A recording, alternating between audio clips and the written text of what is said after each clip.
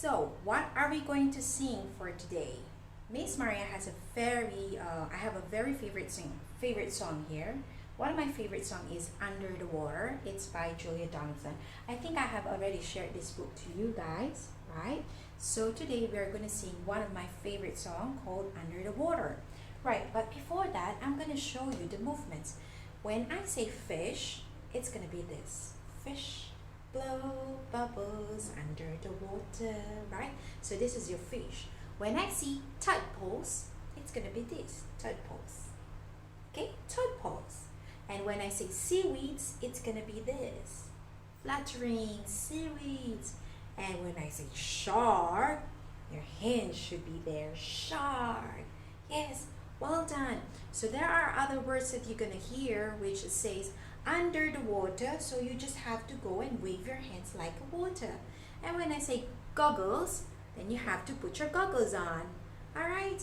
And the last thing is when I say swim, so then that means you have to swim like this. Ready? Let's play it. We are gonna play this later at our Zoom time. Fish, plants, bubbles under the water. Here's how the fish blows bubbles under the water. Why don't you swim underwater with me? Look through your goggles and see how the fish blows bubbles under the water. Down below, Well done. Next, tadpoles. tadpoles wriggles under the water. Here's how the tadpoles wriggles under the water. Why don't you swim underwater with me? Look through your goggles and see how the tadpoles wriggles and the fish blow bubbles under the water. Well done. Down below, Good job. Seaweeds. seaweed flutters under the water. Here's how the seaweed flutters under the water. Why don't you swim underwater with me?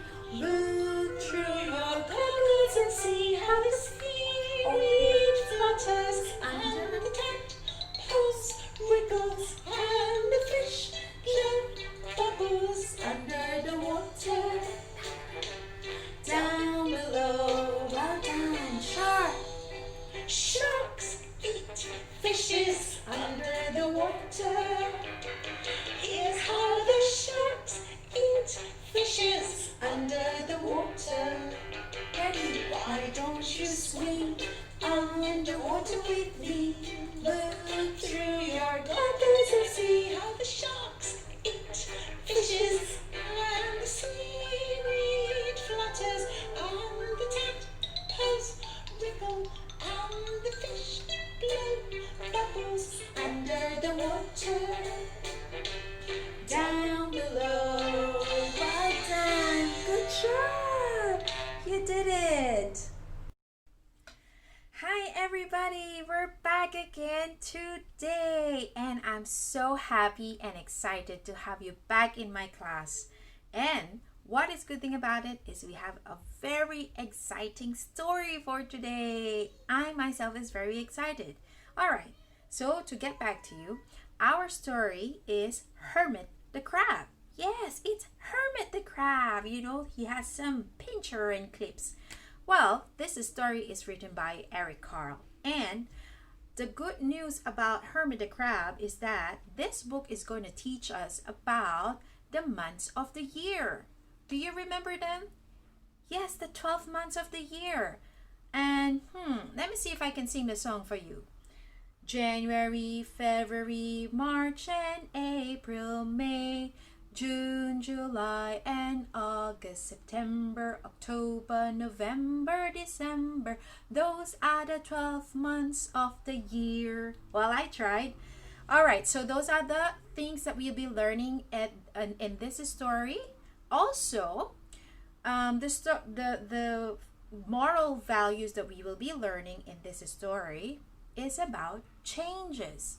Yes, changes. Because in this story, you will see Hermit the crab is going to change his shell as he grow and grow and grow and grow. Right. Now, what about changes? Yes, sometimes changes happens, right? But it doesn't matter.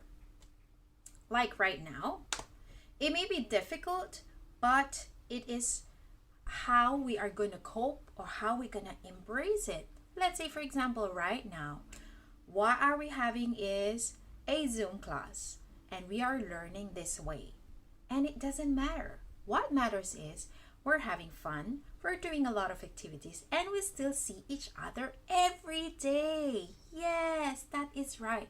So, what matters is we are enjoying the changes. All right? The same thing with Hermit. We are going to go and travel down the ocean and let's see how he embraced the changes and how he made things fun for himself. You ready to see and watch the story? Yes, we're ready. Let's do it. A House for Hermit Crab by Carle.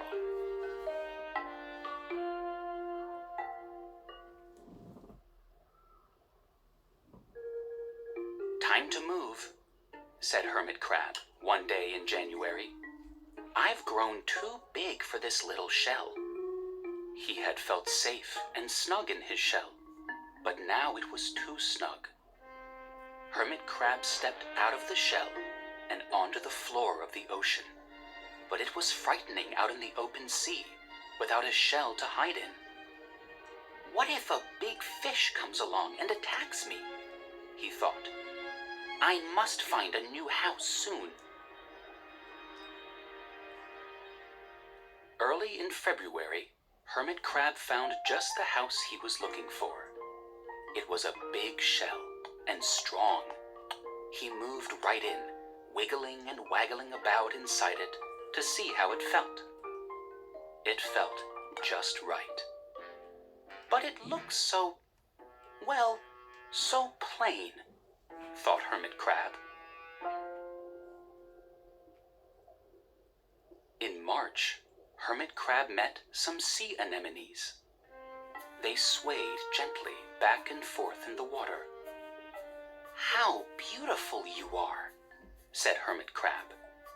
Would one of you be willing to come and live on my house? It is so plain. It needs you. I'll come, whispered a small sea anemone. Gently, Hermit Crab picked it up with his claw and put it on his shell. In April, Hermit Crab passed a flock of starfish moving slowly along the sea floor. How handsome you are, said Hermit Crab. Would one of you be willing to decorate my house? I would, signaled a little sea star. Carefully, Hermit Crab picked it up with his claw and put it on his house.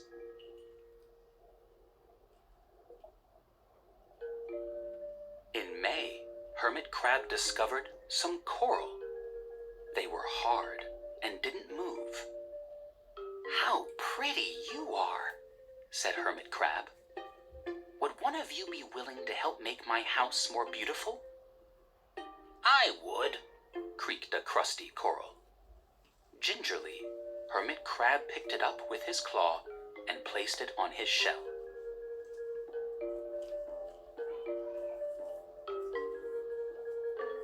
In June, Hermit Crab came to a group of snails crawling over a rock on the ocean floor. They grazed as they went, picking up algae and bits of debris, and leaving a neat path behind them. How tidy and hard-working you are, said Hermit Crab. Would one of you be willing to come and help clean my house? I would, offered one of the snails. Happily, Hermit Crab picked it up with his claw and placed it on his shell. In July, Hermit Crab came upon several sea urchins. They had sharp, prickly needles. "How fierce you look," said Hermit Crab. "Would one of you be willing to protect my house?" "I would," answered a spiky sea urchin. Gratefully, Hermit Crab picked it up with his claw and placed it near his shell. In August, Hermit Crab and his friends wandered into a forest of seaweed. "It's so dark here," thought Hermit Crab. "How dim it is," murmured the sea anemone. "How gloomy it is," whispered the starfish. "How murky it is," complained the coral. "I can't see," said the snail. "It's like nighttime," cried the sea urchin. In September, Hermit Crab spotted a school of lanternfish darting through the dark water. "How bright you are," said Hermit Crab. "Would one of you be willing to light up our house?" "I would," replied one lanternfish, and it swam over near the shell. In October, Hermit Crab approached a pile of smooth pebbles. "How sturdy you are," said Hermit Crab. "Would you mind if I rearranged you?" "Not at all," answered the pebbles. Hermit Crab picked them up one by one with his claw and built a wall around his shell. "Now my house is perfect," cheered Hermit Crab. But in November, Hermit Crab felt that his shell seemed a bit too small. Little by little, over the year, Hermit Crab had grown. Soon he would have to find another, bigger home. But he had come to love his friends, the sea anemone, the starfish, the coral, the sea urchin, the snail, the lanternfish, and even the smooth pebbles. "They have been so good to me," thought Hermit Crab. "They are like a family. How can I ever leave them?" In December, a smaller hermit crab passed by. "I have outgrown my shell," she said. "Would you know of a place for me?" "I have outgrown my house too," answered Hermit Crab. "I must move on. You are welcome to live here, but you must promise to be good to my friends." "I promise," said the little crab. The following January, Hermit Crab stepped out and the little crab moved in. "Couldn't stay in that little shell forever," said Hermit Crab as he waved goodbye. The ocean floor looked wider than he had remembered, but Hermit Crab wasn't afraid. Soon, he spied the perfect house, a big, empty shell. It looked, well, a little plain, but sponges, he thought, barnacles, clownfish, sand dollars, electric eels. Oh, there are so many possibilities. I can't wait to get started.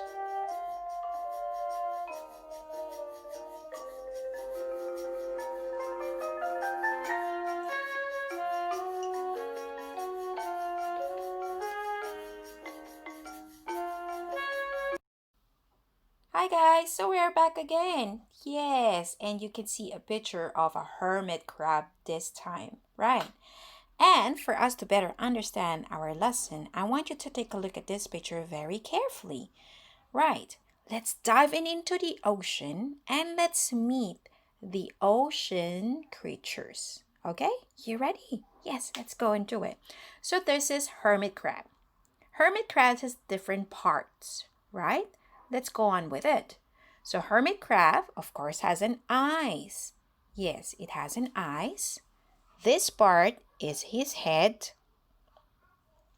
while this one, the whole thing, is his shell. Right. Also, this is his body. Okay? This is his body. Right. And Hermit the crab has a total of 10 legs, right? So these are the two pinchers that are in front. One is using for eating food, while the other one is a little bit bigger, and that he uses it for covering his shell whenever he's inside. The other four legs in front are called four walking feet. However, he also has another four legs behind, right? Which is actually now inside the shell, and that helps him to pull him inside the shell whenever he needs to go inside. All right? Okay. Next picture. So this is a picture of Hermit the crab, right? Out of the shell.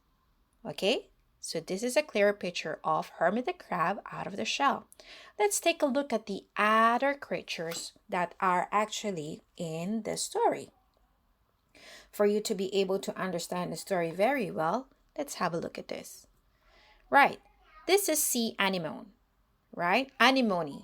Sea anemone is one of the creatures in the story, and in this picture, the crab or the hermit the crab started to decorate his shell, and he started with sea anemone, right?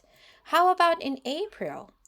In April, he met a starfish, right? He found a flock of starfish in the story. He also invited the starfish to be part of his house. Next one is corals. He found these corals in May, crusty corals in May. And again, he asked these corals if they wanted to be part of his house. And of course, the coral says yes. Another one is called sea snail. And this one, he found the sea snail in June and asked the sea snail if it could help him clean his house. All right? The next one. Oh, this is a little spiky. This was in July. Hermit the crab met sea urchins in July. And sea urchins has a lot of spikes. So this one will help him protect his house. Right. How about in August? Ooh, look at that. This was in August. He took a jungle of seaweed, and this one will make his house a little dim and gloomy. Maybe he needs that whenever he's asleep. Right, what about in September? Yes, you are very right. In September, he met School of Lanternfish, and that also will help him to light his house. Right.